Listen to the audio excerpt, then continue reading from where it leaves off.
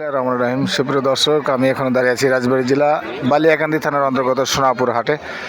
এখন যে হাটে দাঁড়িয়ে আছি এটা হচ্ছে পেঁয়াজের হালি হাটা। আসলে পেঁয়াজের হালির দাম অনেক কম বিধ হয়। দেখেন আজকে কিন্তু হালি কিন্তু হাটে প্রচুর হালি উঠেছে। সবাই কিন্তু হালি নিয়ে দাঁড়িয়েছে, সবাই গৃহস্থ ব্যাপারেও আছে যদিও। তারপরেও আমি আপনাদেরকে দেখাচ্ছি পুরো হাটটাই। আর সুপ্রিয় বন্ধুরা, দেখেন যে হালি, প্রচুর হালি কিন্তু হাটে আজকে আমদানি হয়েছে। আমার এক ভাই দেখি উনি হালি নিয়ে আসছেন, ওনার কাছে জিজ্ঞাসা করো ভাই হালির দাম কেমন কি। ভাই আসসালামু আলাইকুম। জোরে এই আপনি কি হালি নিয়ে আসছেন? হালি নিয়ে আসছি। হালির দাম কেমন, দাম কেমন কি? হালির দাম মিডিয়াম। মিডিয়াম।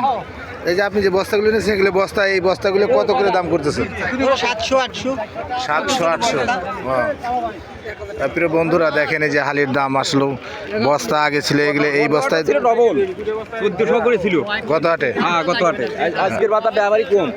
আজকের বাজারটা একদমই কম। প্রিয় বন্ধুরা, আমি আপনাদেরকে দেখানোর চেষ্টা করলাম সোনাপুর পেঁয়াজের হালিহাট থেকে।